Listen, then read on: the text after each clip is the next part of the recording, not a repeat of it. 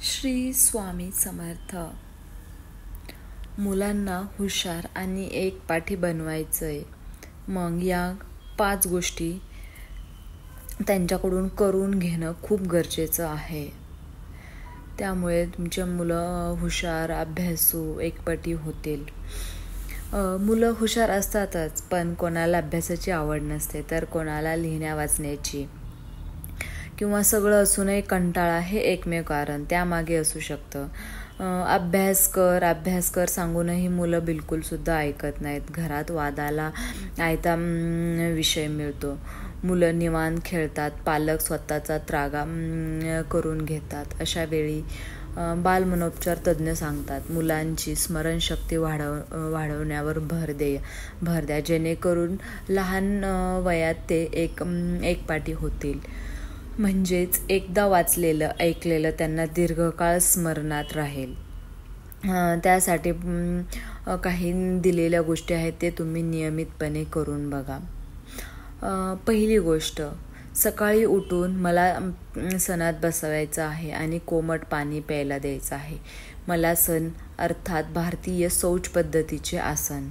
त्या स्थितीत बसून पाणी पिल्याने पोटावरील ताण कमी येतो. तिथे असलेले रक्त मेंदूकडे प्रभावित होते आणि स्मरणशक्ती वाढायला मदत होते.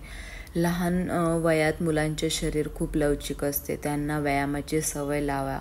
तसेच मेंदूकडे रक्तपुरवठा सुरळीत व्हावा म्हणून रोज 2 मिनिटे शीर्षासन करून घेण्याचा सराव त्यांच्याकडून करून घ्या. त्याने मन स्थिर होतं आणि लवचिकता वाढते आणि स्मरणशक्ती देखील सुद्धा वाढते.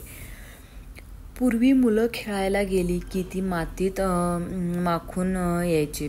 आता त्यांच्या कपड्यांना मातीच लागत नाही तर भरपूर घामही येत नाही. मैदानी खेळ खेळतच नाहीत. मात्र अनवाणी खेळण्याचा परिणाम असा की त्यामुळे तळपायावरील पॉइंट दबले जाऊन मेंदूकडे सुरळीत रक्त पुरवठा होतो.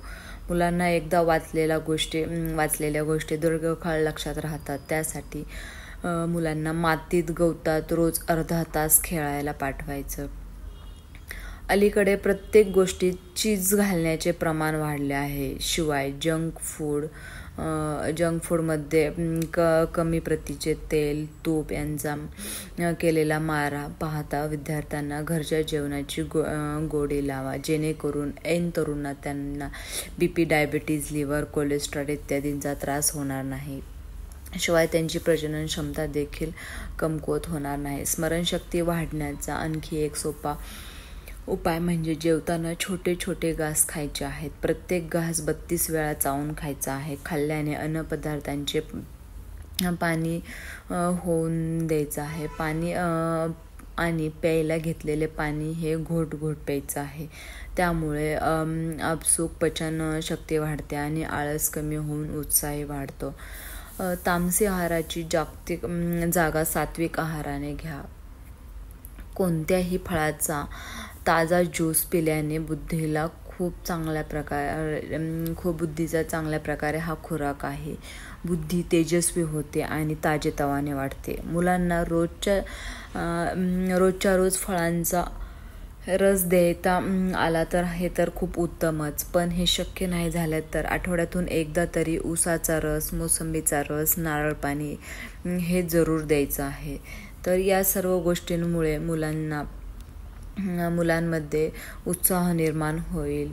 त्यांची मेंदूची क्षमता जी आहे ती चांगल्या प्रकारे वाढेल, हुशार होतील, एकपाठी होतील. तर तुम्ही ह्या गोष्टी अवश्य मुलांकडून करून घ्या. अवश्य त्यांना करायला लावा. रोजच्या जीवनामध्ये या गोष्टी खूप महत्त्वाच्या आहेत.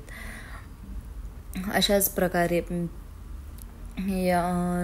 प्रकारे सगळे नवनवीन व्हिडिओ बघण्यासाठी तुम्ही चॅनलला लाईक करा, सबस्क्राईब करा आणि व्हिडिओ जर हा आवडला असेल तर